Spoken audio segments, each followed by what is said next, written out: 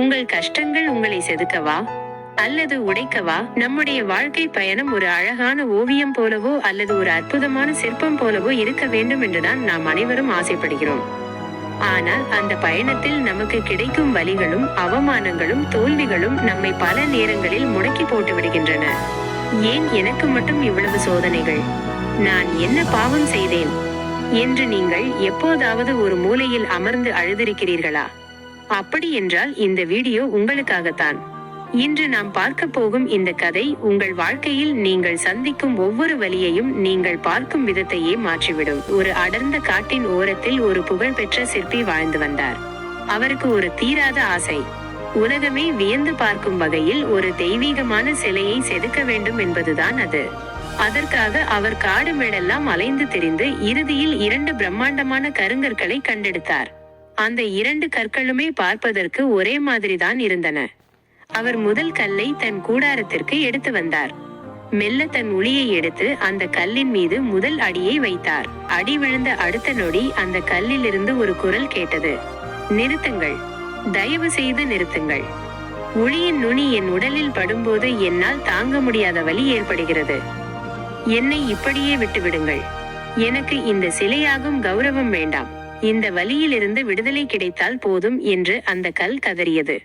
சிற்பி எவ்வளவோ எடுத்து சொன்னார். சற்று பொறுத்துக்கொள், நீ ஒரு அழகான சிலையாக போகிறாய் என்று. ஆனால் அந்த கல் கேட்கவில்லை. வேறு வழியின்றி சிற்பி அந்த கல்லை தூக்கி தூர எறிந்தார். இப்போது சிற்பி 2வது கல்லை எடுத்தார். மீண்டும் அதே உளி, அதே சுத்தியல். செதுக்க தொடங்கினார். இந்த கல்லுக்கும் அதே வலி இருந்தது. உளி ஒவ்வொரு முறை பாயும் போதும் அதன் இதயம் துடித்தது. ஆனால் அந்த கல் தனக்குள் சொல்லிக் கொண்டது, இந்த வலி தற்காலிகமானது. ஆனால் இந்த சிற்பி என்னுள் ஒளிந்திருக்கும் ஒரு தெய்வத்தை வெளியே கொண்டு வர முயற்சிக்கிறார். நான் இன்று சிதறினால் என்றும் வெறும் கல்லாகவே இருப்பேன். நான் இன்று தாங்கினால் என்றும் தலைமுறை தாண்டி வணங்கப்படுவேன். நாட்கள் நகர்ந்தன. சிற்பியின் விடாமுயற்சியாலும் அந்த கல்லின் அபாரமான பொறுமையாலும் ஒரு அழகான தேஜஸ் பொருந்திய சிலை உருவானது. அந்த சிலையின் முகத்தில் இருந்த புன்னகை அது தாங்கிய அத்தனை வலிகளையும் மறக்க செய்தது. அந்த ஊரில் ஒரு புதிய கோவில் கட்டப்பட்டது. சிற்பி செதுக்கிய அந்த அழகான சிலை கருவறையில் பிரதிஷ்டை செய்யப்பட்டது. ஊரே திரண்டு வந்து அந்த சிலைக்கு பாலாபிஷேகம் செய்து மலர் தூவி வணங்கியது. அந்த சிலை இப்போது வெறும் கல் அல்ல, அது ஒரு தெய்வம். அதே சமயம் கோவிலின் வாசலில் தேங்காய் உடைப்பதற்காக ஒரு கல் தேவைப்பட்டது. அப்போது சிற்பிதான் முதலில் செதுக்க முயன்று வலி தாங்காமல் ஒதுக்கி வைத்த அந்த பழைய கல்லை நினைவு கூர்ந்தார். அதை எடுத்து வந்து கோவில் வாசலில் போட்டார்கள்.